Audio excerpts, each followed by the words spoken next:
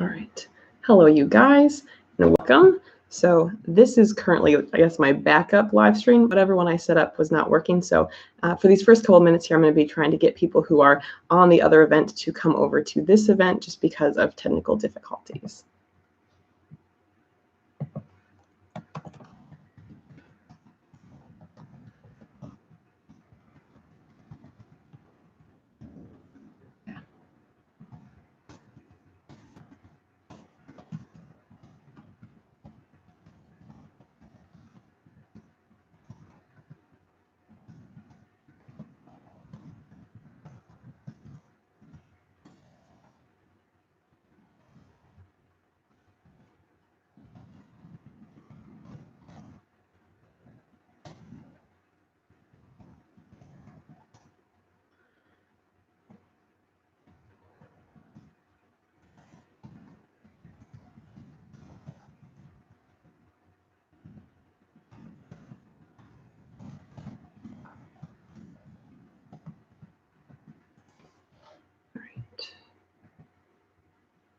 Yay, we have some people here who've made it. Hi, you guys. Like I said a couple minutes ago, we'll just be giving people a few more minutes to get from the attempted live stream I had scheduled over to this one. I don't know, for whatever reason, the scheduled one wasn't really working.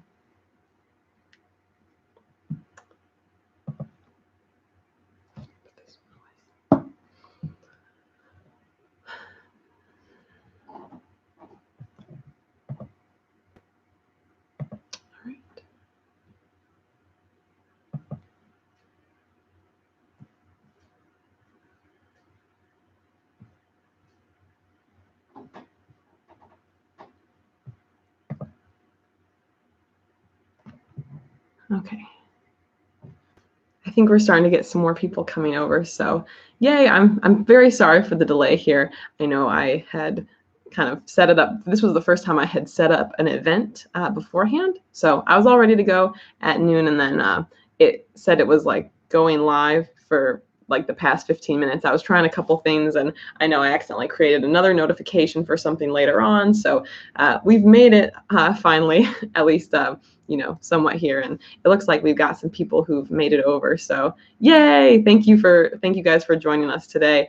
I definitely really appreciate your patience, and I'm happy to have you guys here. So with that being said, today we are going to be discussing the minimalist mindset, and with this topic here, I want to we haven't really talked about it a lot on the channel, so I'm hoping that we can kind of cover a few key details about it. I think when we're developing a minimalist mindset, we want to think about it from the perspective of it's not just the clutter in our space, it's not just the stuff that we're bringing in or letting go of.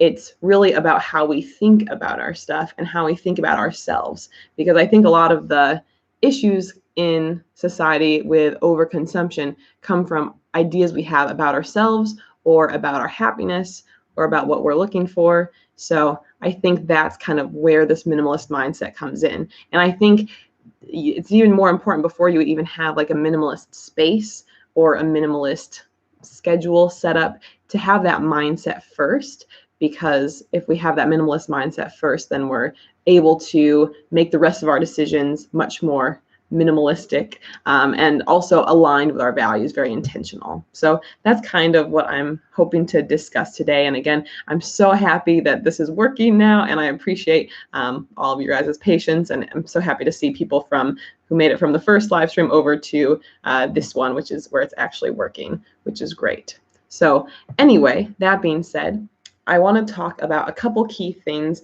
related to stuff that we let go of, mental or ideas that we let go of to live more in a minimalist way, and also some parts that have to do with self-awareness and identifying different things about yourself to allow you to live more intentionally. So those are two of the main kind of categories we'll be talking about today, but also I want to address just kind of like, you know, the why it's so important for having this minimalist mindset. I addressed a little bit already, but I think when we're looking at that minimalist mindset idea, we want to really be thinking about how these decisions affect our future. So with, you know, the minimalist mindset idea, every decision that we make, I think, in life is made out of various reasons. It has to do with our own perceptions, our own beliefs and values. It has to do with maybe ways that we are influenced by society, maybe because of our insecurities, maybe because of relationships that we're in, or people who we want to think about us in a certain way. All of our decisions are very heavily influenced to some degree by a lot of these different pressures and expectations. And I think that's one of the cases where, in society, we are consumption so heavily, or people just really consume more than they need to, because each time we're purchasing something, there's some sort of promise or like idea of validation that comes along with it, or that this is going to make me happy. It's just, there's so many layers to our consumption. And when we try to educate ourselves about what actually matters to us and try to align ourselves more with like that intentional, self-aware frame of mind, rather than listening to all of these different pressures and societal expectations, then we're actually able to kind of figure out the truth for us. We don't have to feel like our decisions are being controlled by all these other factors. So I'm going to talk a little bit about that today. And then, of course, as this is a live video, feel free to chime in at any time. And also feel free to leave any questions or comments that you have. I have a little bit of stuff prepared that we'll start with. And then after we kind of have talked through that, I'll definitely be getting into some of your questions and comments as well. So I'm just really happy you guys are here. This is fun now that it's working properly. So first, talking about things to let go. And just, I do have a few notes over here. So if I do casually look over to this side, that's why, just so I don't forget anything. But I want to talk about first just the things that we should let go of from a mindset perspective, or that are good things to let go of in terms of how we develop this minimalist mindset. And with these, I'm going to be saying these things and talking a little bit about my own experience, but these are hard things to let go of. Like, I think as much as I consider myself having a minimalist mindset these days, I think that these things we have to kind of keep reevaluating, and we can still feel pressure from these things. And I think for a lot of people, they never really have a chance to kind of reflect on these things and maybe kind of take action on these things, because they're such big and sometimes uncomfortable things to deal with. But I'm hopeful that maybe with this video, and also with opening up some discussion kind of about these things, can be helpful. So I think first we have to address our insecurities. A lot of our consumption is linked to insecurities. I know personally, an insecurity that I used to have more of, and it's much better now, but I think, and maybe others can relate, is being insecure about your body. So maybe you are heavier than you'd like, smaller than you'd like to be, and you want to, fit into whatever that idea of what is most attractive or most beautiful in society is. And because of that, if we look at consumption, there are so many products on the market, so many industries that exist purely to make people feel better about themselves and their bodies. We look at the clothing industry, trying to find clothing that is flattering to you. Another case would be just the health and wellness industries, with so many products that are geared towards, losing weight or bulking up, or different things that will help you feel your best, which, I mean, there's definitely products that can be very helpful. I'm not trying to diss an entire industry, but just, these products are designed related to that insecurity that people have. The whole makeup, cosmetic, beauty industry, in many cases. Again, not trying to knock makeup. I'm wearing some mascara right now. But the idea that we have these whole industries that are linked to playing on just that one insecurity of maybe people not feeling super comfortable with the way they look, or wanting to enhance the way they look.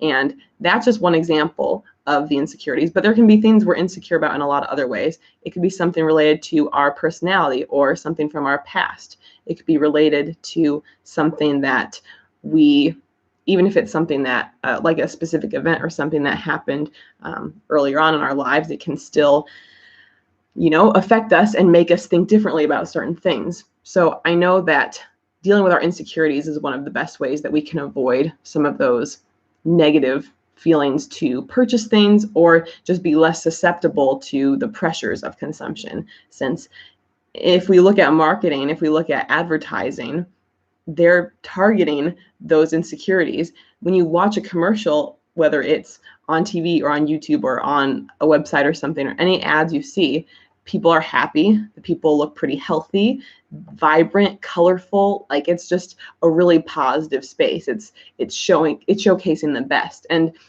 even looking beyond advertising and even social media in some degree. I mean, obviously I'm coming to you from the YouTube perspective as well.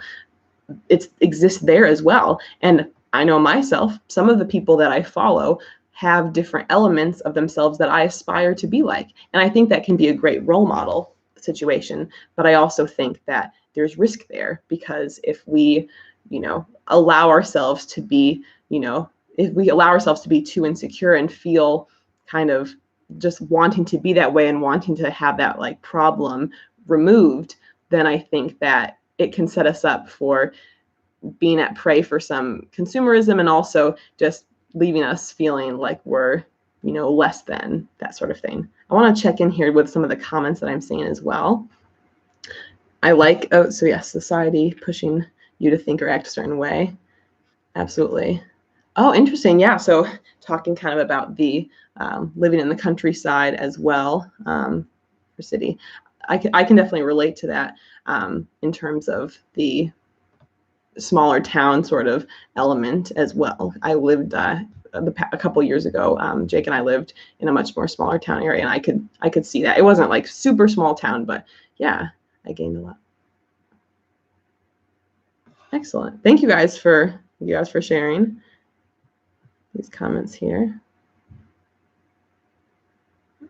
Jennifer Ann, definitely what you said about what we see on the media is not real, with airbrushing and other things, for sure. So lots of great comments here that we're leaving. So getting back to things we're letting go of, that insecurity, I think, is a major one. And of course, these are not things that we can get rid of easily, but if we can start to target those insecurities, it can help. And I think with that, it has to do with pacifiers too. Now, I'm not coming up with this originally. I had heard the minimalists a while back talk about pacifiers, but in our lives related to those insecurities, there are certain types of items that we hold on to that are kind of preventing us from having to deal with some of the challenge, and it occupies us or entertains us without actually helping us get to the root cause. And I think for a lot of people, that could be stuff. Now, again, everyone has their own thing. So people like different types of goods and different hobbies that people have. So of course, if those hobbies bring you value, that's important. But I think for some, maybe we're unhappy about our lives in a certain way, and we turn to other sources of entertainment or stuff to try to fill that void.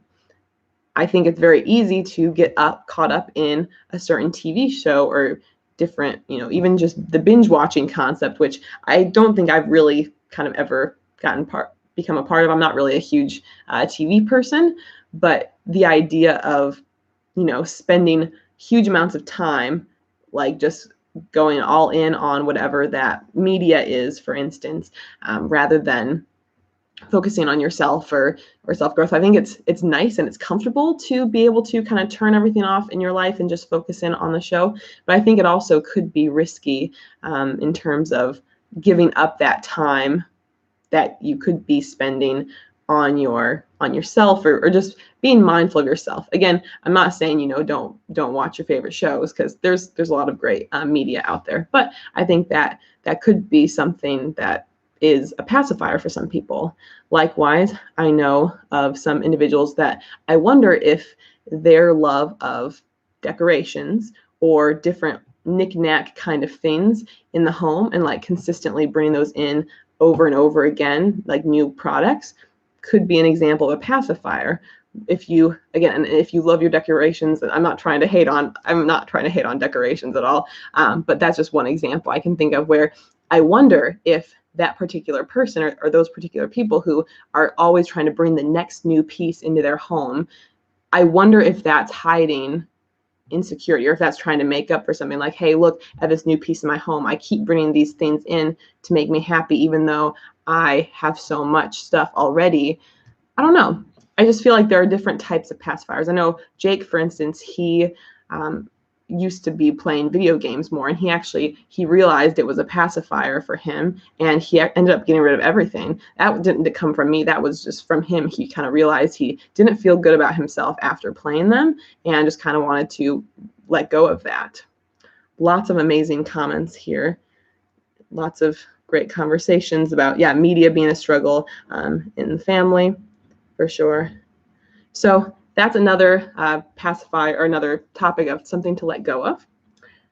Next up, I think comparison can be a big challenge. And I think to acquire a more minimalist mindset, if we try to let go of comparison. Now, this one, again, all these are kind of related, but this one's very tough because I think that it's very natural for us to aspire to be better and aspire to be our best selves. And I think maybe the great news is there are a lot of amazing role models that are out there. I know I do have some different role models who I follow on social networks or on YouTube and that sort of thing, or people in my own life.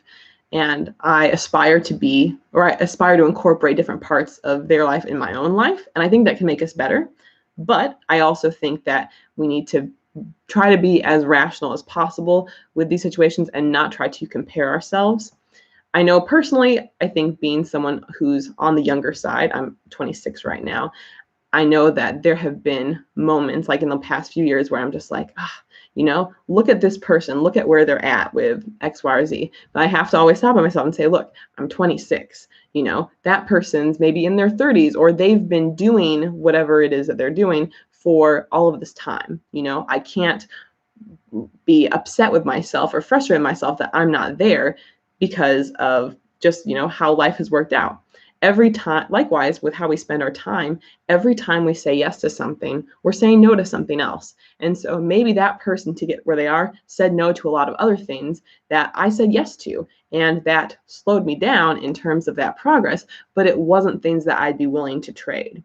I even think about that sometimes from like a YouTube minimalist perspective. And, there's certain other YouTubers that I think they put out amazing stuff, and I respect a lot of what they do and their lifestyle. And I think, that's really cool. It would be cool to be like them. But at the same time, I'm not going to sacrifice, for instance, like being married to Jake. A lot of the people who I see being successful in that particular field are single or not married. And I know that me spending time with Jake and having a great time with him takes away time from business or working, but I don't care. I will always choose that. So I think, maybe this is just so abstract. So sorry, I guess if we're too all over the place here, just kind of thinking through examples. But I think with this comparison idea, it's just super important for us to connect it back to our own values and think about the choices that we've made and that we've said yes to, and also just kind of acknowledge that we are on a journey. All of us are on a journey. That journey looks very different to different people because we're all trying to accomplish different things. So, with that in mind, you really can't have a perfect comparison anyway, even if you tried, because our paths all look so incredibly different, even within similar fields or similar age groups. It's still very different paths that we're living on, or that we're experiencing and creating. So I think letting go of some of this comparison pressure and trying to, if there's certain people who we're trying to please or trying to impress, trying to let go of that will help us achieve more of this minimalist lifestyle. Oh, I noticed Marielle's talk here. I think there's a lot of stress and peer pressure coming from YouTubers with productivity hacks and morning routines. Yeah, absolutely. Some people are saying the bar really high. I can definitely relate to that. I think I might have done a minimalist morning routine or night routine or something a long time ago, but I remember talking about it in that video, just the idea of, this is real life. Like I don't get myself up, a full hour before and like do all of these different things. I mean, my realistic morning routine is me waking up as late as possible. And then from there, just grabbing a few things and, I'm out the door then. Like it's not all fancy. And the productivity hack too, I feel like I keep seeing different productive hacks, and it maybe can make us feel like we need to be on the move at all times and like just always trying to get a bunch of done, which I know I do try to get a bunch done on my own time, but I also think that we want to make sure we're being balanced with that too. For sure, yeah, talking about comparison as a struggle, for sure.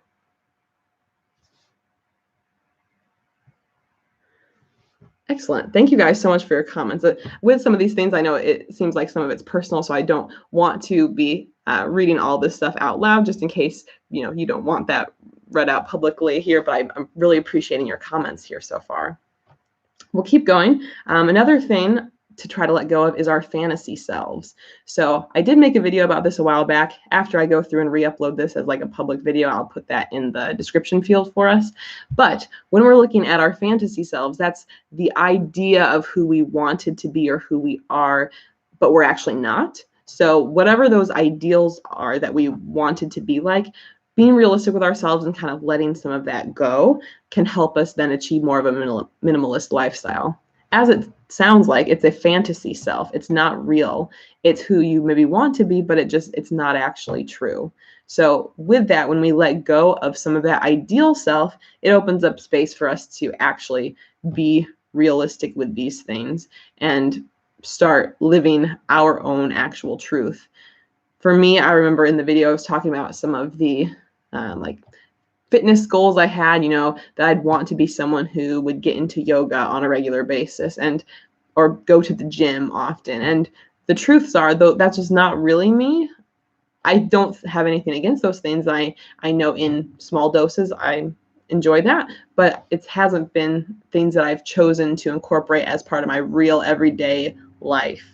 Likewise, I think I had talked a little bit about maybe some of the types of clothing, trying to pretend to be someone that I'm not, or even having to do with some of the cookware. Like if I'm this big baker who's making all these fancy like pastries and desserts, when that really doesn't align either with some of my health goals.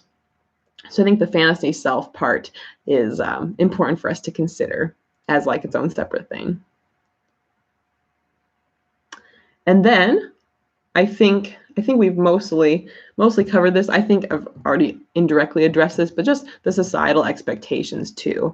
I think that we, in general, have different expectations placed on us that, at this time in our lives, or we'll be doing this, or with certain choices that we make, we're going to fit a certain norm. And in general, the norm is that consumption. And I know myself, just what I've experienced, I do feel like I live a fairly untraditional lifestyle. There's definitely parts that are traditional. I mean, I'm married, I'm a teacher, maybe that's traditional. But at the same time, the minimalist thing, the vegan thing, like there's a lot of ways that I feel like I kind of go against the grain a bit. And I'm not trying to make myself sound like cool about it, but just the idea that when society is designed around certain behaviors, trying to let go of those expectations is really important when you are living a more minimalist lifestyle and have a more minimalist mindset, because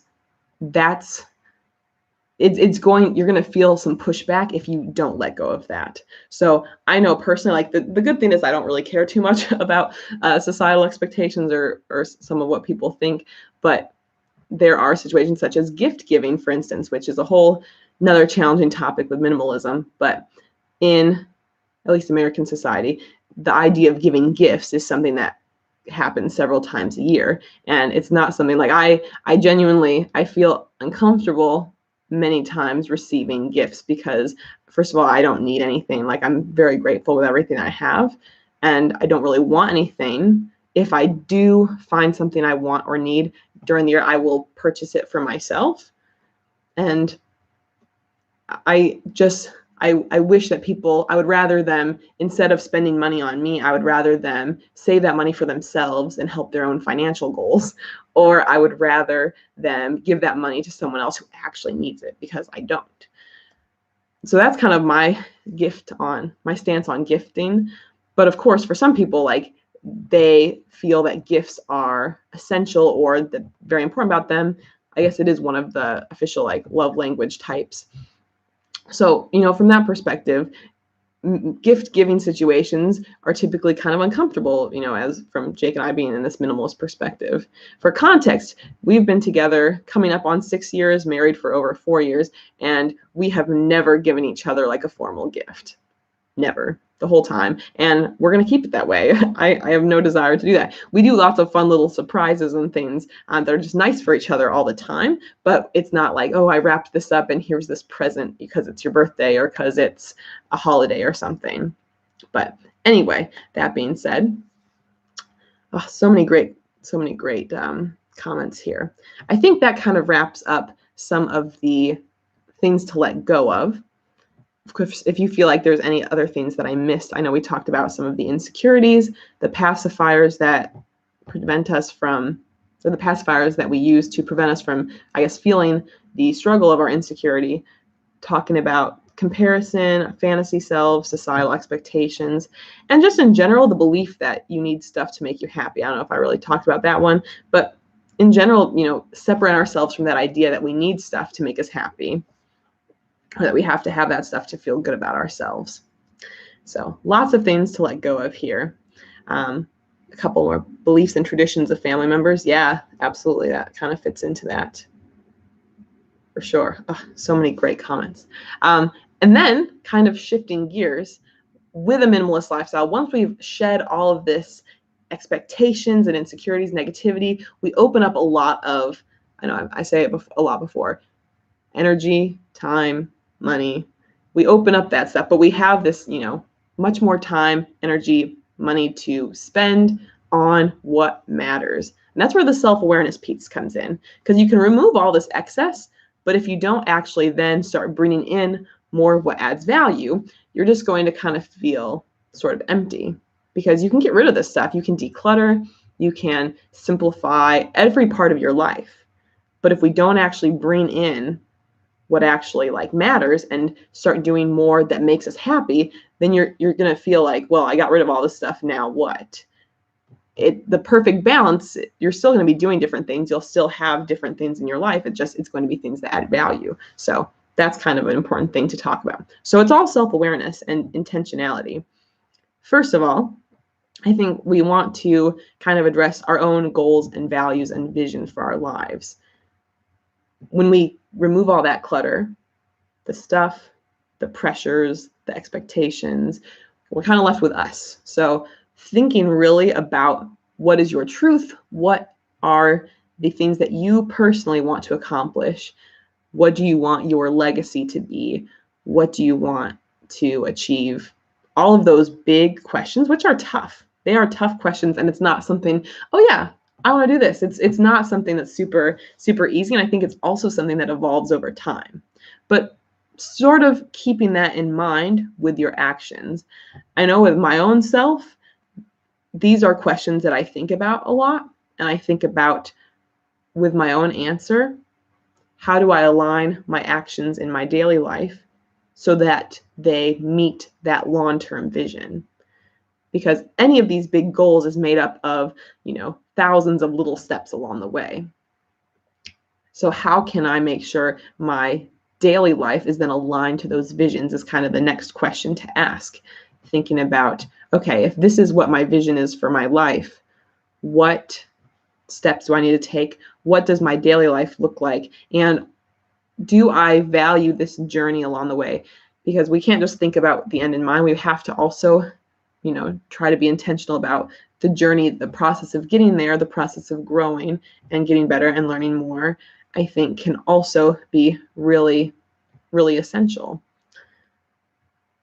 If we understand the different insecurities and triggers that we have for different issues, and then are able to, acknowledge those, try to push past them as much as we can, challenge ourselves to grow in whatever those areas are, that will also help us work towards whatever that big vision is.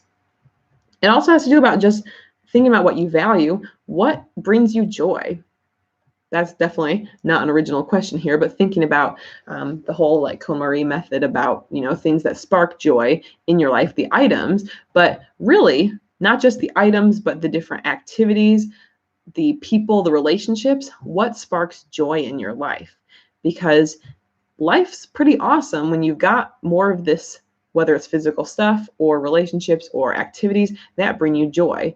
I know for myself, just talking about, I am a teacher, and just with kind of how this school year has started, I did have a bit of a rough year last year teaching and learned a ton. But this year, I'm just having the best time. Like, it's been such a positive shift. I learned a lot from my mistakes and improved on it. And also, just the group of kids I have is really awesome and really fun, and I adore them. And so just these past 3 weeks that I've been teaching, I've just been having the best time and like laughing so much, and it's just feels so right, and like how I wanted it to feel, how it should feel. And from that's an example where it's not always in your own locus of control, but trying to have a career or job that adds value, or different activities that add value and make you very joyful and happy to be alive. So that's a very maybe specific example there. But just thinking about, once we've removed all this excess stuff, that whether it's physical stuff or these unfortunate things we're letting go of, we clear out that space and then fill it with things that bring us joy. I think another key thing to discuss too is that after we have removed a lot of this stuff, it's also a chance for us to develop new habits and try out new things that we've been interested in for a long time, but maybe never did. So I think for both Jake and I, we've done that. I know with Jake, he had gotten rid of some of his, video games and other things like that. And he's recently been teaching himself how to play the piano. And he sounds awesome, by the way. But I think that that's a really cool example of, obviously, ultimately it's your own decision what you decide is, fun for you or brings you joy, or, whether something's productive or not. But the idea that, he went from a pacifier activity that he didn't really get as much value from, or he didn't feel as joyful about, like afterwards he never felt that good after playing video games. And then now, with piano being one of his key interests, like he gets a lot of value from that. He's really proud of that after he teaches himself a new song or new skill, and that's just super exciting. And I feel joyous indirectly from that because of it. For my own self, I have found a lot of joy learning more about YouTube and creating videos and helping to like put together this community. And it brings me a ton of joy. For some people, this might seem more like a work sort of thing, but honestly, like, it's a blast. And Jake can attest to the fact that I am talking about all the time. I'm trying to learn more all the time. It's a passion for sure. So I think that, whatever it is for us that brings us joy, or for any of you guys that brings you joy, spend more time doing that, or try out new things that maybe you hadn't been doing before, with that open time, money, energy, all of that.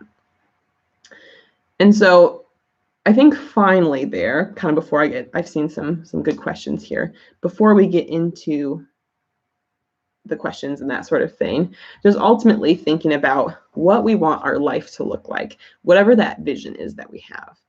And maybe that's something, if this is something you're trying to achieve, like a more minimalist lifestyle, or if you feel like this is kind of a newer thing, I would suggest, whether this is something you write out on a sheet of paper or type out, wherever it's most convenient for you, where you can kind of pause from whatever you're doing, kind of take a step back from daily life a little bit, and really think about, okay, where I am right now, what do I want my life to look like? What is my ideal vision for how I live my life? Because I think we really have to actively think about that one and pause and reflect. And it might be a healthy practice to do on a fairly regular basis. I think for myself, I usually do this kind of thing a couple times per year, just because things change and values change. But if we are very intentional and direct about, okay, what is this that I'm doing here? Why, well, can't speak right now, but what do I want my life to look like? What is my purpose?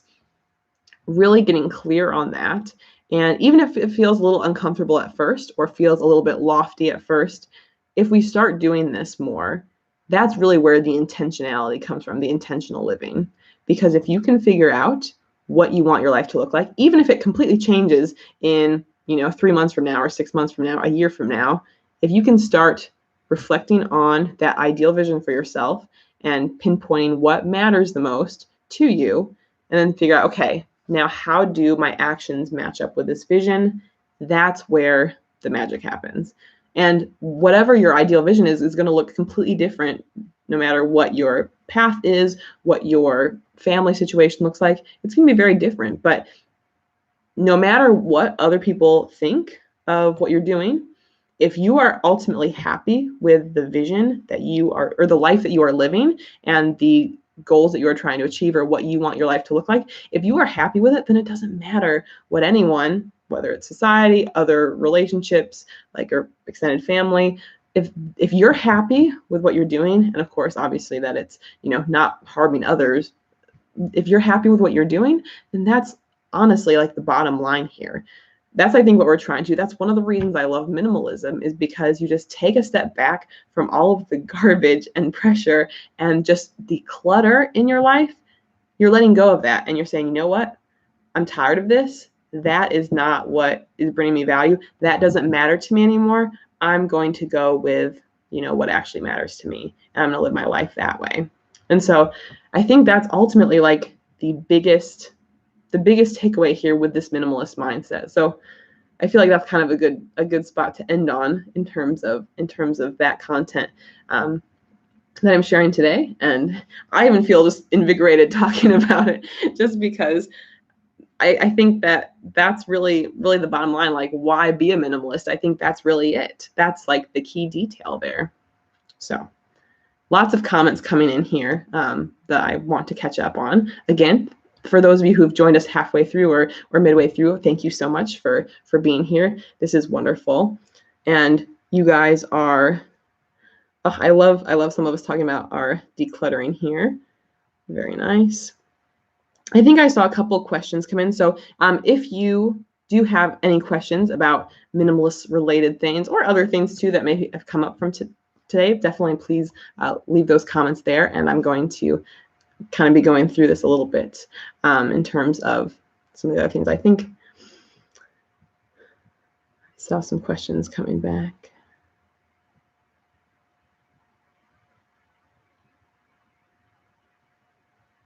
All right, I see a question here.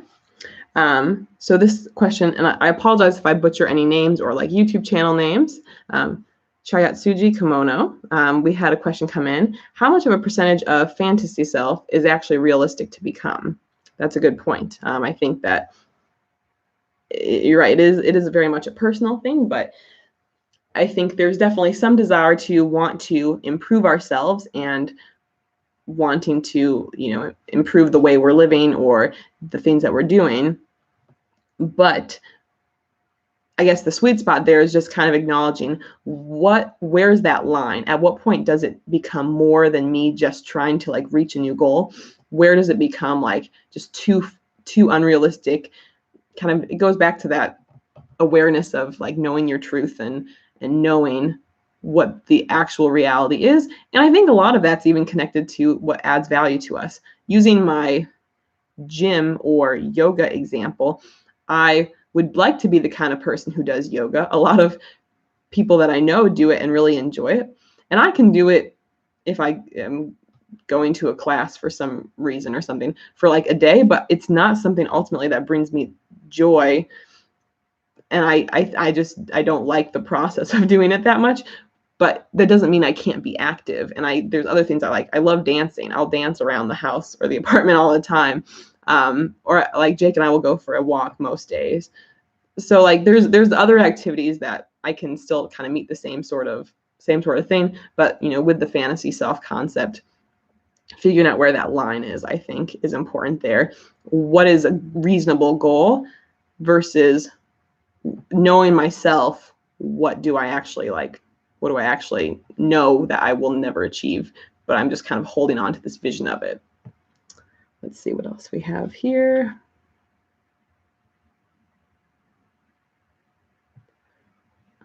Oh, so many great comments here.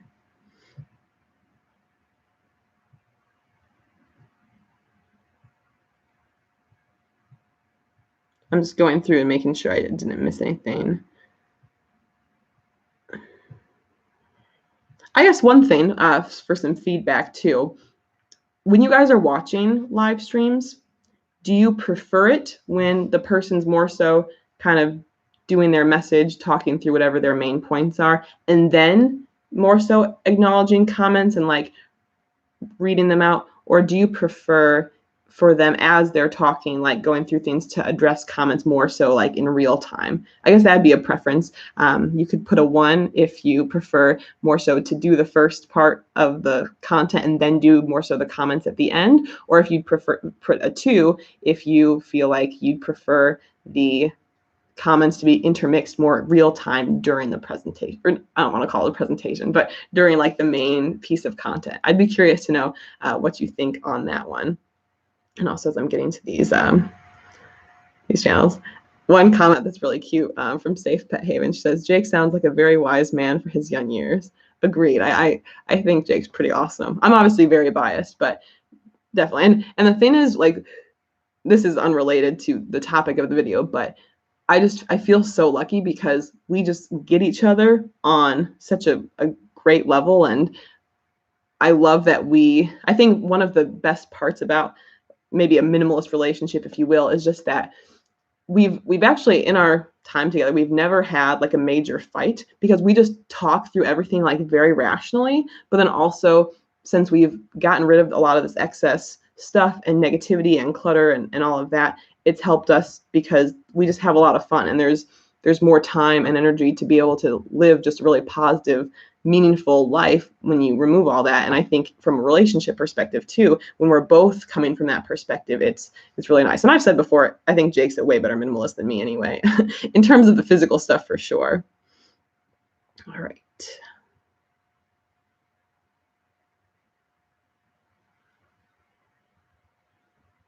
Okay, so yeah, more so Q&A kind of after it. Perfect. That was kind of my gut as well. So I'm very appreciative of that. So,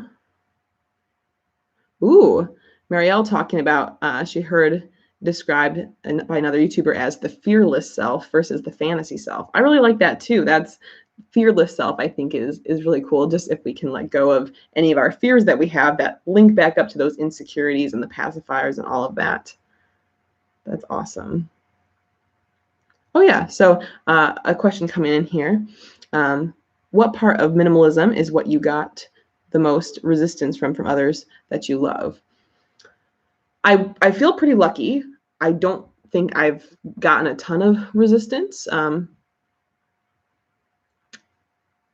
I think it was more so along the lines of the people who were kind of just unsure about, like, why are you getting rid of all this stuff when it's still perfectly usable, was kind of I guess main question that people had, more so early on, like, and maybe even now, like, if I wonder if people watch the anti-hauls and think, oh well, she's getting rid of all this stuff, but like, that's very useful stuff, like, why does she not see the value in that? But I think, from that perspective, I guess, like, my answer always to that was, it's like, I'm doing that item a disservice by holding on to it, because when an item is created and sold, like, granted that somehow made its way into my space in the first place, but these items are not intended to be just sitting there collecting dust or in a big box or storage thing because we don't actually use it or we don't have space for it. The stuff in our space is meant to be used and enjoyed, hopefully, depending on the item. So when my response to that, I guess, is like, if I cannot be giving it, the use that it deserves, or that it can bring, like, the joy it can bring someone, then I should not be holding on to it anymore, because it's not bringing me joy. Someone else, if it's a perfectly usable item, someone else can get joy from that. And I don't remember, unfortunately, who said this comment, but there was a comment someone left on one of my videos, and they're talking about when they donate things, they just think about how happy that person is, like if they're at that thrift store or whatever, and they find that, and they're like, this is exactly what I needed, and bringing them joy, and directly from you, basically. And I think about myself, and I love used shopping. I don't buy a ton, but I do enjoy used shopping. I know I saw in the comments, I think a little bit, some other people talking about enjoying, like, thrifting and that sort of thing. And when you find something that you're looking for when you're thrifting, especially because it's a whole lot cheaper than buying it new, that is a great feeling. And so to think that, yeah, you know what, for me, getting rid of these things, like I'm also bringing joy to others, bringing joy, or also, you know, being helpful. Of course, I am very aware that, for instance, with clothing, the textile industry or the clothing industry is cranking out so much stuff and people are getting rid of so much stuff that I know that all the clothing we get rid of is not necessarily going to be used by another person, or it's going to be used in the same way. Unfortunately, there is a lot of waste. But at the same time, just knowing that whatever we are holding on to in our own spaces, if it's not bringing us the value, there's no value that's going to continue to be gained by just letting it sit there for the rest of the time that item is being used here. If it's just sitting there not being used, there's no reason to hold on to it. So I think that was the biggest question we got. Like, this stuff is fine. Why are you getting rid of it? It also ultimately comes down to just the usefulness of it, the utility of it. Also, that question reminded me of a question I saw further back in the comments that I couldn't remember. I think it was Miranda. I don't remember for sure. She had asked a comment about like the comment of, or the idea of minimalism being more of a thing for the privileged, just because, and I don't remember, I didn't register the second portion of her question. So Miranda, if you are watching, if that was your question, or whoever's question it was, if there's a part I'm not addressing, you could type it out in the chat box below. And I definitely think, yes, there is an element of privilege with minimalism, because you, like, for instance, with Jake and I, you know, we're very lucky that we can get rid of stuff and we know that what we have is sufficient for us. But if something did break, we don't have to keep all these other things as a less ideal backup of certain types of items. But I also think that with it, some of it has to do with kind of financial preferences. And also, I guess I kind of have to go back for my own answer to think about kind of why I was holding on to so much stuff. I will say, I mean, I'm not trying to say that Jake and I are not very privileged, because we are. We had very stable financial background and, you know, just very lucky in so many different ways. But I think for me, when I look at why I started holding on to this stuff, there were two main reasons why I started, essentially. I don't want to call it hoarding, because it wasn't, but why I was holding on to so much stuff. And I did put a video about this. I will link that video below after this, after the live stream happens, when this goes back up. The two reasons were I was taking everyone's free stuff. Like, if someone didn't want it, even if I didn't need it, I took their stuff. Like, why did I do that? That was one of my big problems. And then it was the environmentalism element. So if someone wanted to throw things away, I would say, well, I could use this. Like, I literally pulled stuff out of dumpsters, not like gross dumpsters, but that's some of what I did. Or I thought, well, I can hold on to all this because technically, you know, this might be thrown away, but I could use it for something else, or I could upcycle it into something else. So those are my two layers of it. And so neither one of those is necessarily related to me purchasing a ton. Like, I'm the first to admit, like, if I don't want to spend money on something, I'm very frugal or very cheap about it. Like, I know some people say the difference between frugal and cheap. I honestly would give myself more of like that cheap label. If I don't want to spend money on something, like, I really do not want to. So I think from that perspective, like, you know, yes, definitely, like, there can be privilege there. I would say neither one of those is necessarily like me accumulating things from a privilege perspective. It's not that I couldn't afford the things, but I just didn't want to spend the money. And also from the environmental aspect too, I would hold on to stuff. Like, for instance, I was an RA at the time in college, and we always got tons of papers and signs and that sort of thing. And I would, when the papers were done, like, there would be posters up on the wall, and after the event happened, I would hold on to the paper and say, well, I can use the back of this sheet of paper later on for something that I have to write down.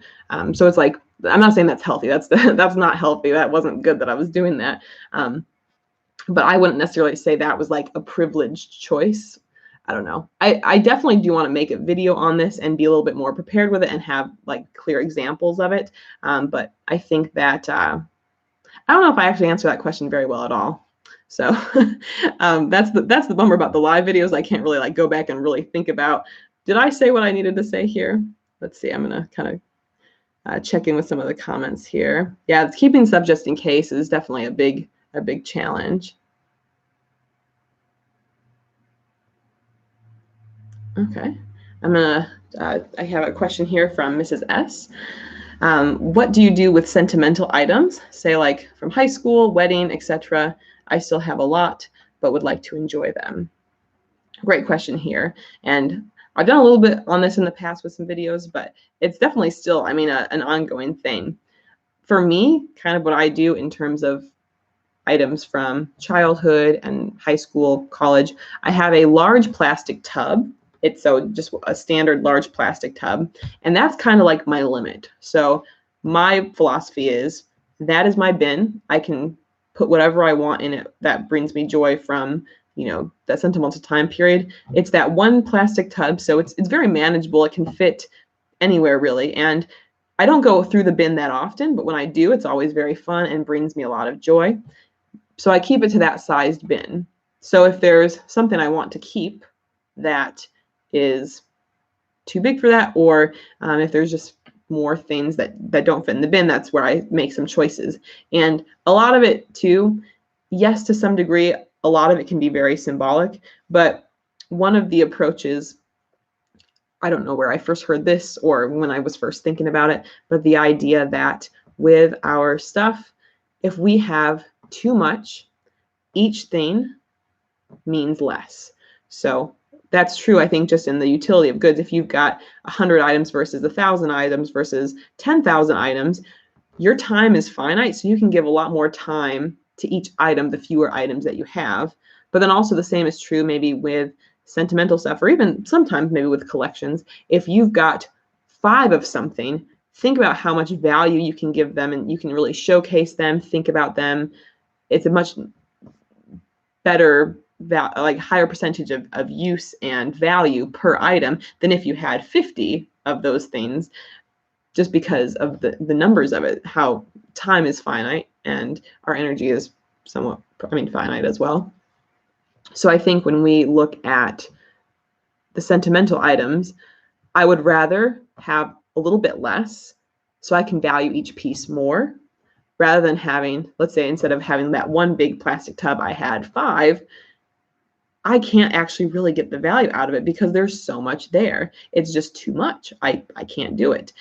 Even I have, these days, I feel like people don't really print out their pictures as much, but I have a couple hundred pictures, I think, from high school, college, more so when I've been independent. We've got like childhood pictures at my parents' house.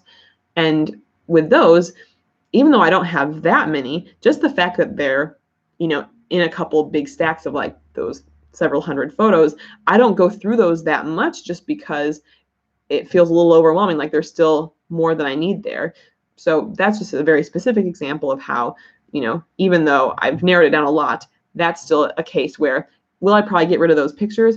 Maybe at some point, but at the same time, you know, from a space perspective, it's not that much, but it's technically, you know, not, I guess, truly minimalist sort of thing, because it can feel a little overwhelming just going through that, and I don't go through that much. In terms of the wedding stuff, Jake and I don't really have a lot from the wedding, but also we, even before I consider myself a minimalist, we had a very simple wedding. It was very traditional in a lot of ways, but basically like a super cheap version of it. I do have my wedding dress still, but kind of my plan for it is to, for our like 5th year wedding anniversary, which is coming up this next June, I just think it'd be fun to do like like a couple's photo shoot. Like I'll put the dress back on. Jake can, well, we've both, I feel like, improved in terms of our style and that sort of thing. And I know I've lost a ton of weight since my wedding. So hopefully the dress would still fit, but do like a fun little photo shoot or whatever. And then for sure I want to donate it. Because I think ultimately, like, yes, while that dress added value to me, I don't have that immense attachment to it. And the thing is, I have pictures, I've got video, and if I'm using it next year, I'll take some more pictures with it before I finally pass it on. And if someone else can use that, then that's awesome too. I know my wedding dress wasn't that expensive. It was like $100. So it's maybe different if someone has more financial, I don't want to call it skin in the game, but basically if you if you invested a lot more money into your dress or something like that, I could see it being more of a challenging situation. I know some people go through like the preservation process and like get the dress all boxed up. I mean, that's ultimately matters to each person, kind of how they figure it out. All right, let's keep going. All right, I got another question here. I still have an abundant stock of consumables. On one hand, I want to use them up so it does not go to waste from a financial and environmental point. But on the other hand, I want to get rid of it because it's cluttering up my space. This is a great question, and I can actually definitely relate to this. From back in 2012, I was a winner of this I was one of this, like a finalist for this environmental contest. And during the contest, they gave out prizes like every day. So I just got shipment after shipment of prizes mailed to me, and it was all like eco consumable products. And then I worked for them for a summer. And while I was working for them, I got a bunch of stuff like from different sponsors that they had, more environmental based like consumer products, organic stuff. It was like a bunch of different food items, which I ate pretty shortly after, but then a lot of body care. And then in addition to that, I also hosted this event at my college, and we had tons of stuff from that came in to like host the event, set up the event from all the sponsors. So definitely huge supply of these kind of consumable products. Here's what I would say. If you really like the product, so let's say if you've got multiples of the same kind of thing, if you really like the product and you use it, then I would say hold on to it, or at least hold on to them enough until there's like a major expiration. It depends on the product. Some of those products expire much sooner than others. So maybe that's the first thing. Second thing, if you have like partially open stuff that you've tried using, but you just don't really like it that much, it didn't work for you, maybe you can see if there is someone else who would want to use it. I know, like for instance, my sister, she had like a couple different makeup things that she didn't really like, but she gave them to me, and like one of them was like a basic face cream or whatever, and I liked it a lot. Likewise, I've passed on a few different products that I was like, well, this didn't work for me, but it was still, decently expensive, or could have expensive worth even if I didn't pay for it myself. I gave that to someone else, and maybe they were able to get some value out of it. I feel like with a lot of that body care stuff too, you kind of have to try some different things and before you actually find what is your favorite is. I still feel like I don't have like a favorite shampoo or, those things. I'm always trying different things and like, well, this works fine, but you always are kind of wondering like, what's that ideal product going to be for that particular need? But anyway, and then if things are unopened, or I guess going back, if there's products that were just like garbage that you're holding on to and you feel bad, you feel like you should use it up, even though you hated it, I would say in those situations, just get rid of it. If there are places that will accept partially opened body care products or other consumable items, you could see if you could take those there. I feel like some that I know of don't. So it might, even though it's sad, like throwing it away and not getting the use out of it, if the product's terrible or it didn't give you any joy or value at all, in that case, then I feel like it's just like cut our losses, move on, like get rid of it. If you've got a bunch of unopened stuff that you don't plan on using, I would say give it away or donate it. Definitely like women's shelters, I think, are great places that will accept some. So in the town over, we've got a place where I took some stuff that I received. It was more so unopened stuff. Sometimes people give me a bunch of like lotion-y type gifts, like the scented products, and I don't really like using some of that stuff. So it's very generous of them.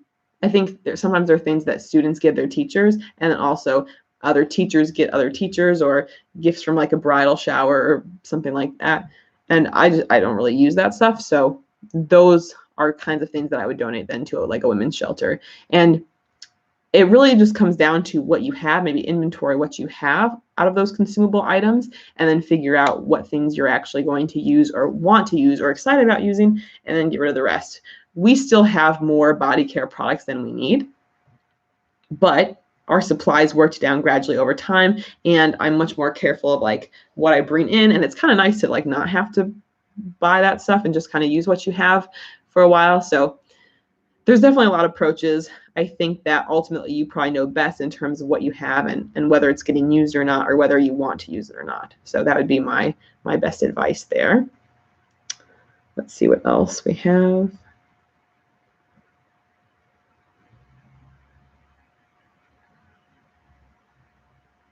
And thank you to some of you guys who are answering that question as well in the comments. That's like the best thing. I get really excited when I see you guys talking about the or helping each other out. That's pretty cool.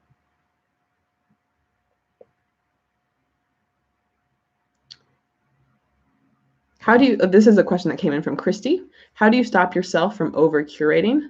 Like, you know, there will always be a shirt that might fit better, etc. The cycle of replacing never stops. I just want to be content with what I have. Great question.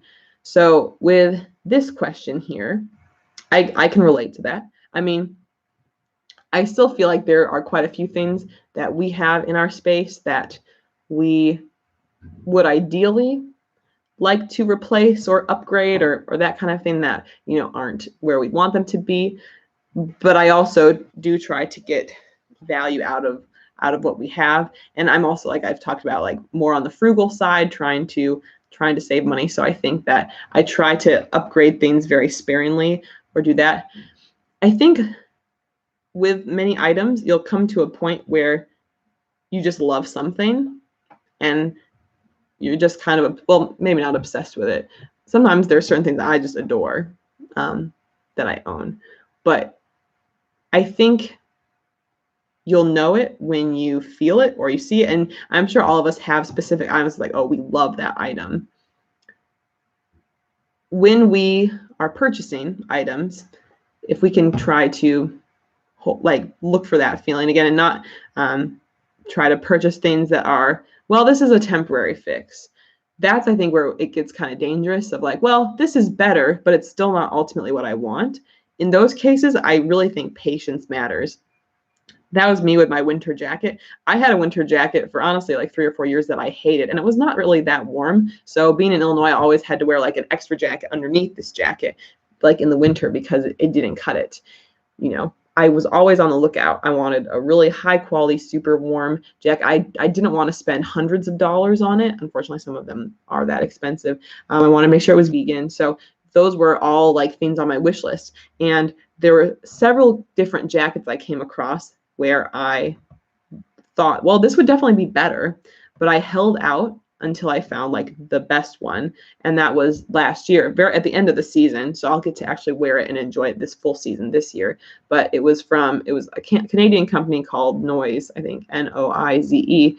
And they were clearancing their selection. And there was like a perfect one, super, super warm. It was $99 on their clearance. And it just, all the things checked the boxes and it worked. And now I've got a jacket that I really love and is exactly what I'm looking for. So I think we just have to kind of be reflective and think about what is that thing that we want or the vision of what we want, and try to not buy like just below that, but actually just like go for that item. It probably is a gradual thing, just because, you know, sometimes those things that we really want are a bit pricier than some of the options in the middle there. But if we kind of think from that perspective, maybe that helps. I mean, I also think it just comes from, once you have something that you're happy with, not trying to, again, compare yourself, be like, well, you know, I'm happy with this, but it would look better like this. Just, I mean, these are all obviously big questions, and I'm not sure if I'm answering these that well, but just the idea of accepting kind of what we have. Let me take that last sentence back there. With the items that we have in our space that we've brought into our space and they make us happy, like be trying to, you know, be grateful for what that item brings us, or to just, I think, purchasing intentionally with the items we're bringing in, thinking ethically about the purchases too. So, you know, I think for me, if I am purchasing something used, first of all, you know, I try to do that as like the best option. But if I can't find what I'm looking for in use, I have to buy something new. If I buy something ethical, then I'll be very content about that purchase and very happy about it. Not only is it serving whatever the need is for me, but then it's also, I know that some part of it was better than if I had just gone over to a traditional big box store and purchased whatever, because I'm helping support some sort of industry or some sort of person or the environment, whatever it is. So I think that also, shopping ethically can help us feel very content with our purchases, because it goes just beyond the physical purchase itself or the physical item itself, but like the cause behind it, and knowing that rather than having a negative impact, like sadly most of our stuff does, it can have more of a positive one or less of a negative one. I feel like that was a really abstract answer, so I hope that was helpful. But again, a lot of the great answers are coming here from the comments.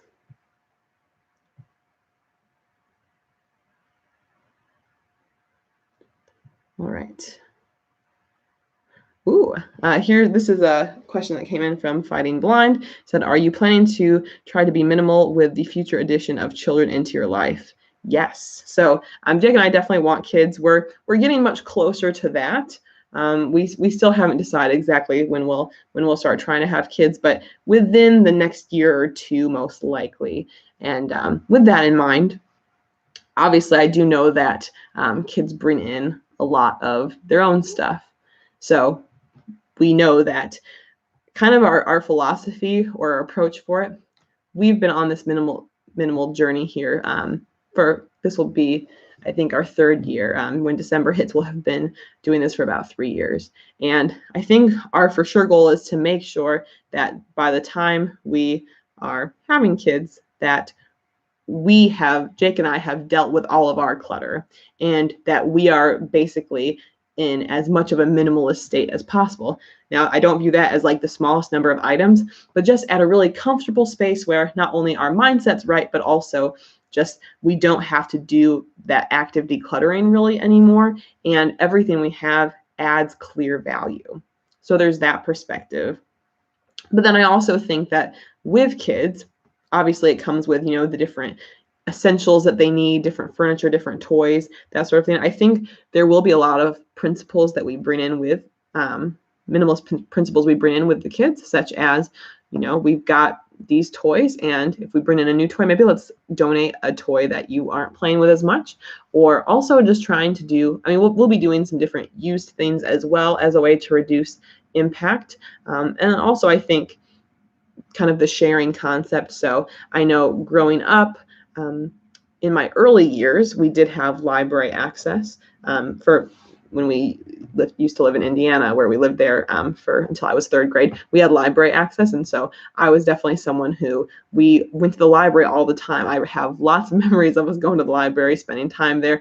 So I think there's definitely ways that if we're focusing on some of the basic principles, I think kids can get behind the minimalist idea. What I don't want our kids to ever feel is like they're missing out on anything or they're deprived of anything. So I'll make sure that, they are living a very vibrant childhood. And I think it comes along with, them having what they'd like to have, but then also kind of understanding the bigger picture by it. I'm hoping that we'll be able to share the values of, teaching kindness and compassion and empathy. Like Jake and I both are along the principle of, obviously we want the kids to do well in life, and we want them, we hope that they're intelligent and all of that, but more than being smart, more than being most other things, we want them to be kind. And so I hope that, I'm optimistic that, with some of these lifestyle choices, not depriving them of anything. I'm not saying when I say that, like, we're going to buy them anything they want, but making sure that they have, like, they're living a very happy life, and they feel, valued, and that they are able to have fun and that sort of thing. And then when the time comes with certain things, just also kind of viewing it sort of as just, a cycle. Our stuff isn't what, wow, I cannot talk. It's not our stuff that makes us happy. It's about the process of, I don't know. I'm not articulating this super well right now, but I don't know. I think just the idea of trying to help them see more what really matters in life, And also, what I haven't mentioned yet, doing a lot of rich experiences and not necessarily as much from the stuff perspective. So I guess that's more of it with children. But I'm obviously, we don't have kids yet, so I'm sure I'll learn a lot as we embark on that journey. That is a good question. And these questions are good too, because it makes you reflect about it, and then having to articulate it live here also is a good layer to be taking care of that.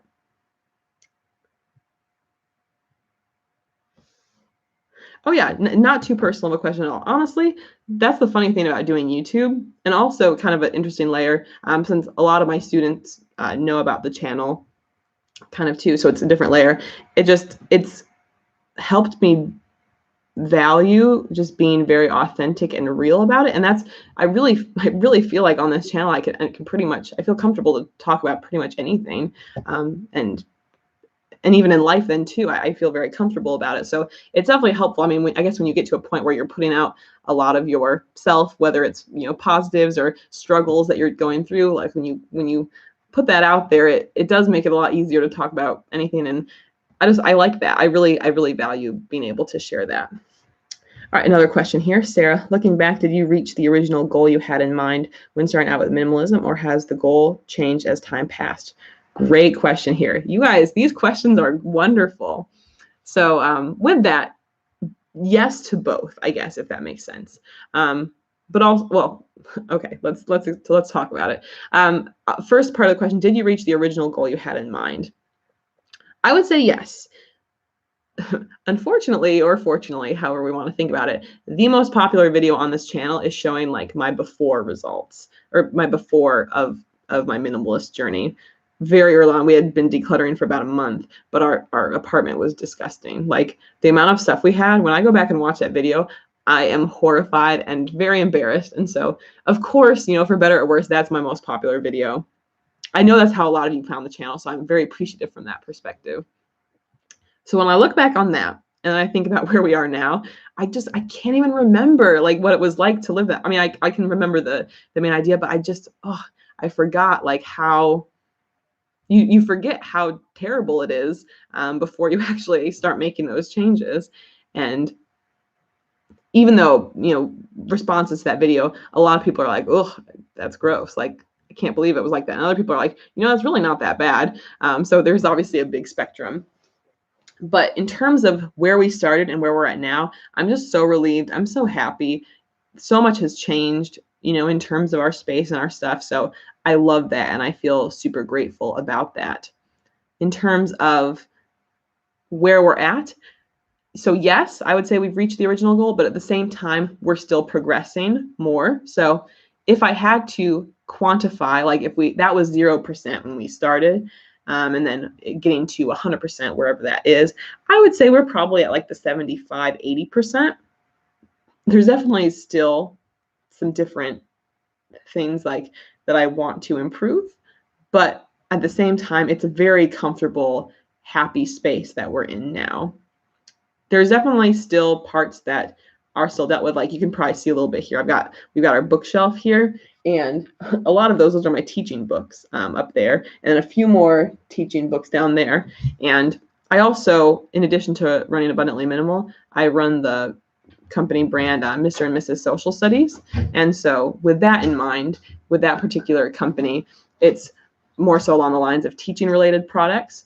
And so I also, as a social studies teacher, I do really enjoy like nerding out about teaching related content and wanting to be a better teacher and learn more. So with that in mind, I feel like I am looking at those books, for instance, as a way I can improve my craft and I can get better at it and all of that. So I hold on to those right now. I'm holding on to them to read them. And then once I read them, I'm going to get rid of them. But because I also try to do too much in life, then I actually like don't have time to read as much as I would like. So there's that. But I'm hopeful that, you know, over time we continue to get rid of those. But I don't want to just get rid of them now and say, I don't think they're a just in case or fantasy self item. I have actually read a couple of them like each year, but it's just a slow pace of decluttering there. So from that perspective, we're probably like 75 to 80% of the way there. But I do, over time, I have thought a little bit more about, when we have a home and not an apartment, kind of like what I want it to look like. And I know you guys have, a couple of you have talked about how, I don't really like decorations and that sort of thing. But with the decor kind of thing, I have started to think a little bit more that I would actually like my space to look a little bit, I don't want to say nicer, but a lot of the things, the ways we have things set up here have to do more so with just kind of like stuff we accumulated. We still have some stuff that like we got for free, or it doesn't all look that nice together. And sometimes one of my insecurities, I guess, is that compared to some of the other minimalist YouTubers, like their spaces look so beautiful and iconically minimalist or whatever. And I'm not saying I want that, and I'm not saying I want that lifestyle, but at the same time, there are certain elements of like, that does look really nice. And our space doesn't look like that. We've got less stuff now, but that's kind of where I think about it a little bit sometimes. So I also kind of see my goal as changing, and I do, as I continue on, I do kind of want more of I don't know if it's like a modern or a more, I don't know what the right word is for the aesthetic, but I do want a little bit more of that compared to what we have, sort of. So that's kind of where I would say to answer that question. Great question, though. We got a question from Jennifer Ann. Will you raise your children vegan? So I think with this one, this is a question we get asked fairly regularly. And the answer is, when they're younger and not like able to really make their own choices about what they're eating, for sure.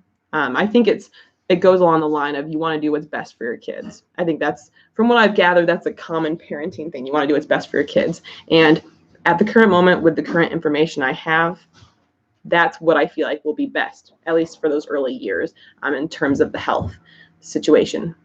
But as with many things in life, I want my kids to be able to make their own choices for things. And so if they get to a point in life where they say, you know what, I don't want to be eating vegan, then I will respect that. Will I be bummed out about that? Yeah, maybe. But at the same time, ultimately, like, I am not doing them any benefits if I force them to be a certain way, because I feel like when they get out on their own, then they'll like go off the deep end in another approach. I feel like oftentimes you hear, like with college and people living on their own, situations where a certain way they grew up was so restrictive that then they went into the opposite. Like, it wasn't a good open dialogue. It wasn't a situation where the child felt like valued, like their opinion was valued. And we usually see, I shouldn't say usually, but I saw many cases where that really restrictive situation led them to make some really more so extreme choices or opposite choices.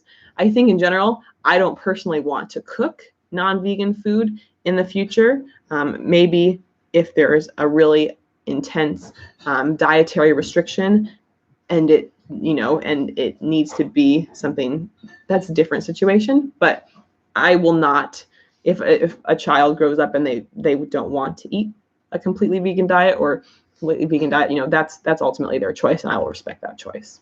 Good question, though.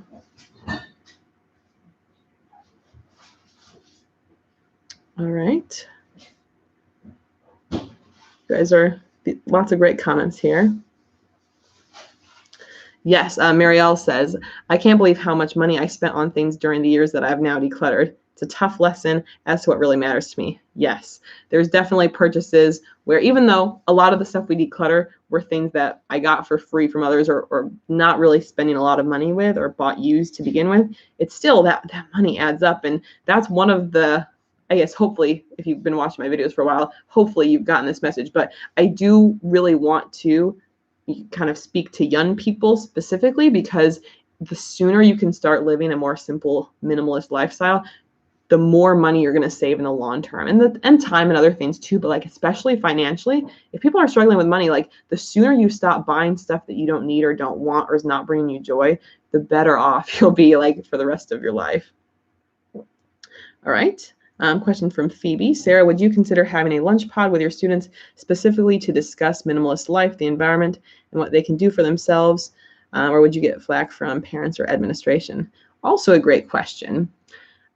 With this, I think this is where the YouTube thing is so interesting, because I don't know to what degree like my students now especially are watching the videos or how involved they're getting with it, but they seem very interested in the fact, at least, that I have the channel, and I know that many of them have subscribed to the channel, even if it's just like, oh, I'm subscribed to the channel, even if I don't plan on watching the videos.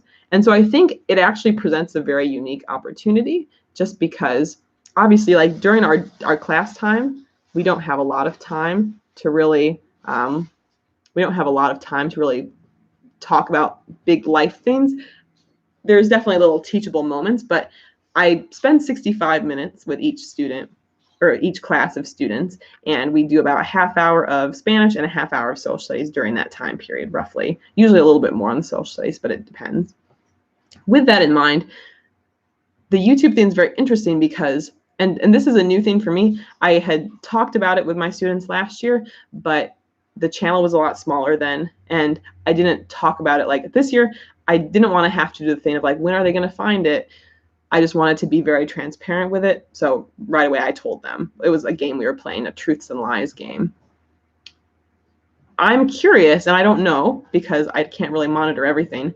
I'm curious, like, you know, just the fact that I have this channel and all this content is there, and the fact that I have that relationship with them, like as their teacher, I don't know to what degree they're going to watch the videos, but just the fact that they know me, and some of them, many of them are subscribed to the channel, they might actually watch more about that and learn more about that indirectly from this than if they were than other situations. So it's a cool thing, and I guess to be determined, see how it goes, just because this is by far the biggest reaction like I've had students like with the YouTube thing. I think it also helps that like a lot of youth really enjoy YouTube, and a lot of them currently either have a YouTube channel of their own or aspire to be a YouTuber. And obviously there's a big range of YouTubers. You know, the minimalist YouTubers are not the most popular channels on the platform by any means. So I think it's kind of a unique situation, because I'm still their teacher, but if they choose to watch a video, you know, chances are it's probably out of class, and it kind of extends the interaction that we have in a way, and then they're choosing to click on the video, or anyone really. When you choose to click on a video, you can learn about something, or you can kind of engage with a topic without having to like seek it out and have like that active conversation where, oh, you know, flack from administration or parents like, oh, you're teaching my child this. It's different because they chose to click on that video like on their own time. So that's my answer. I don't think I would have a specific like group, like, hey guys, let's talk about minimalism. But I think just the fact of having this channel and having that relationship with the students may lead to more of them thinking about minimalist lifestyle. But so yeah, that'd be my answer for that. Good question though. Some more comments came in.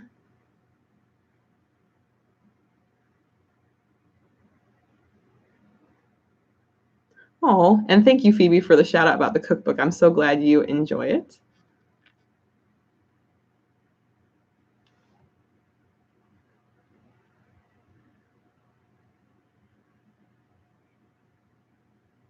What is my favorite color? Blue, for sure. But I really enjoy a lot of the colors. I do really like white a lot too.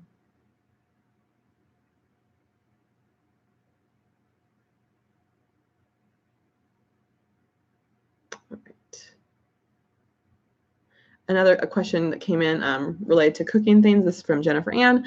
As a vegan chef, do you require multiple kitchen tools and gadgets? So with this, I do typically use a fairly simple assortment. I think I have more cooking equipment than, you know, maybe your other traditional minimalists might have, just because I do enjoy cooking a lot. And I haven't actually publicly talked about this on the channel. My first cookbook, Eat Simple, came out in May, and the premise with that cookbook was that roughly 30 ingredients with those core ingredients, core like healthy ingredients, you can make anything in the book. So the idea of like, I always get annoyed if I want to try out a new recipe, but then they call for like very specific ingredients I have to go buy. So I wanted to kind of get away from that and also have it be like very nutrient dense. So I was really happy with that cookbook. But I am, just because I really had a lot of fun doing the cookbook thing, I am going to publish a second one. I'm going to start working on it. Basically, I'm going to work on it throughout the entire calendar year of 2019. It's going to be called something along the lines of veg-centric. Even though I'm a vegan, I still don't eat enough vegetables sometimes. And so I want it to also be linked seasonally. So I'm going to basically cook my way through the seasonal vegetables throughout the year and have like each vegetable, I want it to be like the star of different recipes. So with that in mind, I will be like in January, for instance, what are some of the seasonal vegetables that are available? And then what are the different things I can do with those vegetables to have them be the star? Because I really want to hopefully be able to hopefully try to eat more seasonally, have vegetables be more of an active role in the meal and like to help us eat. Really, the ideal plate is that half of our plate is fruit and vegetables at every meal, kind of a concept. And definitely I'm not doing that a lot of the time. So really celebrating these vegetables and incorporating them, but also have it be seasonal. So that's going to be my second book. It's not that I'm not eating any veggies. It's just that when we think about ideally 5 to 9 servings per day, like, because there's the standard approach was like 5 servings a day, but really 5 to 9 servings, I'm definitely not eating like, then I think I average eat maybe like 4 to 5 servings of vegetables per day. It depends on the day. Some days there aren't as much, but kind of really celebrating those. So anyway, that being said, so as far as types of cooking equipment I use regularly, my Vitamix blender I'm kind of obsessed with. I mean, I'm not brand loyal to that, but just having a high-speed blender for me is something that one of the best financial pieces I ever got. I did get a refurbished model, so it was a couple $100s off the full price if I bought it brand new. And basically refurbished just means like they might have used it in demos. It wasn't really used much and it still had like a 7-year warranty on it. And I think this is my 4th year now of having it and it works amazing. I use it at least once a day, sometimes up to like 3 or 4 times per day. So that's like my #1 go-to. I mean, I have a food processor. I don't use it as much, but there are a couple things that the blender doesn't really do a good job with, but the food processor does. I also think that, well, I have a really good chef's knife. That's really the only knife that I use regularly. I have a serrated one that I use for a couple things. And then I've got a good cutting board, a wooden cutting board. I have a couple basic like mixing bowls and, you know, different like food storage containers. I've got a couple cookie sheets. I nothing really that crazy. I feel like the blender is really the only like unique one. I know in my most recent anti-haul video, I just got rid of this like nonstick pan I had. So I may be purchasing like kind of a replacement for that of something that works better. I have a stainless steel. I have a stainless steel pan, but with that one, definitely not really like a non-stick without oil situation. So I appreciate a lot of the suggestions from that last video about that. So yeah, I don't think I have anything crazy, but I probably do have more than your average minimalist would in their kitchen. And I think also I've continued to address that fantasy self side because there's certain things that I was holding on to over the years that I didn't actually end up using regularly. So yeah, that would be my kitchen situation. Okay, another question here. How did minimalism come up in your relationship? What do you recommend if partners aren't into minimalism? And by the way, greetings from Germany. Hello. And thank you for everyone who's been giving greetings to it. I know I haven't like personally addressed them as much, just thanks to some of my technical difficulties at the start of this live stream. But as far as the question here, Jake and I, we both knew our stuff that we had was a problem because and here's the thing, like a lot of new couples, like if they get married, they do like a registry with stuff. We didn't do that. We were not going to touch a registry with a 10-foot pole. We just for gifts, a lot of people gave us money, which was very generous. And I mean, we didn't really ask for anything. And we ended up using money from the wedding to pay for our rent and bills for the first 2 years of our marriage, which helped us save a lot of money. So I can't even imagine for those couples who get married and then have like 100 items that they're bringing into their space at that time too. But we had both sets of our stuff, and both of us had more than we needed for sure, like while we were in college. And so we recognized we had too much stuff. We had moved into an apartment, and it was a 2-bedroom apartment. We were obviously using the 1 bedroom as a bedroom, but the other one, it was just filled with stuff. Like for the first, I don't know how long, it was completely full of stuff. Like you couldn't, like there was stuff on the floor, there was stuff stacked up, like even up to like height level. The walk-in closet was stuffed. It was just packed with stuff, like ridiculous amounts of stuff. And that was kind of like our work in progress room for a long time. Eventually we did kind of get that room opened up, and we had dealt with a lot of stuff. But with that in mind, it was me first who discovered, it was a TED Talk by the Minimalists, and I watched it and I was like, wow, Jake has to see this. So then we watched it together, and then we both really liked the idea of it. And that's kind of when we started it. Like, it was just a nice frame of mind to think about, like, oh, this is a thing, like people do this, and this would help us a lot. So that was kind of like the moment where it started for us, and that shift then ultimately helped us build this together. And I think it comes along with just how we communicate with each other, and how, I mean, really our communication is excellent. Like, we're very clear, we're transparent about things that are bothering us. And from that, we're very much like on the same team. So that's what's been really helpful. We also, since we know each other so well, I mean, he knows me better than any other person. I know him better than any other person. We also know the points where the other person struggles a little bit. And we also call the other person out on things at times too. So Jake's been very helpful if there are certain kitchen items, for instance, that he's like, hey, you know what? I haven't really seen you use this in the last year or two. Is this something that you really plan on using? And then it forces me to question myself and be like, yeah, you know what? I haven't used it, and I don't know when I will. And so then maybe it's a good candidate for something to get rid of. So we really support each other in that way by just being very real and rational. And if we need to, just never in an aggressive way, but calling each other out, like, hey, I've noticed that you haven't really been doing this much. A lot of it we do together, and I just appreciate, because it's so supportive. Now, in terms of not having someone else who is into minimalism or supportive of minimalism, ultimately I think the bottom line is that you can't really change them. They will have to change themselves if they want to. Like, if something might happen within themselves that makes them view it differently. So that's really the only thing that really can make a difference. You can never make someone be a minimalist. Like, I guess you can get rid of their stuff, but it doesn't change. I mean, which, if you're getting rid of their stuff, like without them knowing, or, that's a tricky situation. I would not recommend that. It might be different if it's like aging parents, maybe.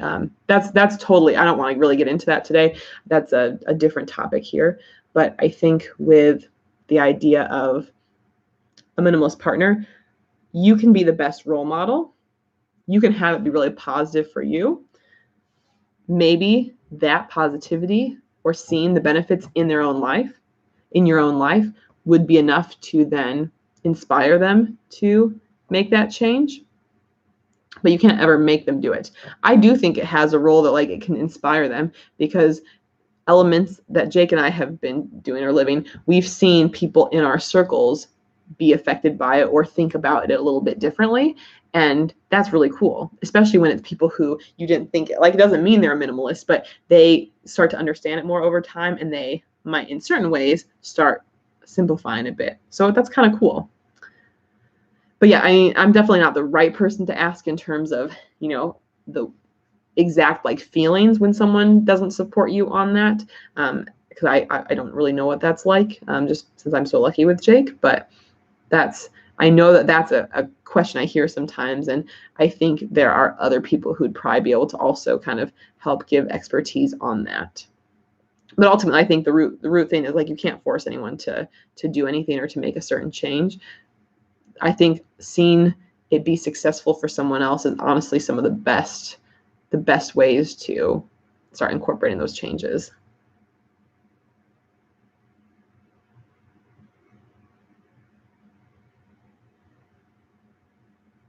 We got a question, what are your views of decluttering responsibilities because of stress-related issues? For sure. I personally am someone who I don't experience a lot of stress anymore. Even though I do more than I should on a regular basis, I've got a lot of tasks that I do, but I don't experience stress for that anymore. So that has helped me a lot, but I didn't used to always be that way. I think that I also, for better or for worse, I've become a little bit more blunt and also a little bit, sassy is not the right word. I think being a teacher, kind of like a middle school teacher, sort of forces you to do that a little bit, just because if you're not assertive, the students will take advantage and walk over you. And that was my last year of teaching a bit. So with that, I think for me, as I've cared less about what other people think, and as I care less about meeting societal pressures, I don't, like, if it's best for me to decline a responsibility or to say no to things, I will definitely do that. And I don't feel badly about doing that. I think in some ways our society is set up like you should say yes, you should do all this stuff.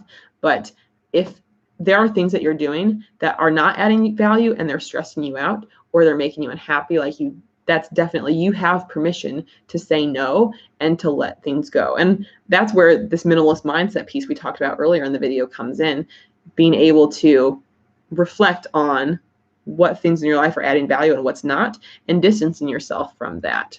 So within teaching, there's a lot of things that kind of, it feels like we're expected to say yes to, but over time, like compared to when I started teaching compared to now, I am much likely to say yes to those things now, just because I know that when I say yes to something like that, then I'm saying no to my own happiness or my own time to be doing something that I'd prefer doing. And it also is like, do the ends justify the means? Sometimes we have to do things that we don't want, or there's responsibilities maybe that we're doing from like a financial perspective. And, everyone's in different situations with that. But, in cases where we are feeling really stressed and negative, I don't think it's ever really worth it. And I think that if we try to say no to that extra stuff, that's going to help us so much more. And that's definitely not an easy thing, and that's definitely something I've gotten better with over time. At the school I used to work at, there were a lot more responsibilities expected because it was a really small staff. And so I was doing like at 1.5 extracurricular activities. Yes, I got paid for some of them, not all of them though. I got paid for some of them, but it was just too much. And in addition to, I taught 4 grade levels. So it was kind of just a crazy situation. I wouldn't change it, like going back, because I think I gained a lot. Like I developed a lot as a person from all of those. And I think it's really helped me in like so many aspects going forward. It helped with my work ethic. And I'm still a pretty joyful person. Like I had a lot of fun doing all of that. But these days I'm a lot less likely to say yes to some of that stuff. And I don't care as much about hurting people's feelings if the need is, especially where I'm at now. But definitely, if there are things on your schedule that are not bringing you value, or even worse, causing negative emotions or stress, like if you can let go of them, let go. Like whatever the situation is, if you can do it, definitely I would fully support getting rid of things.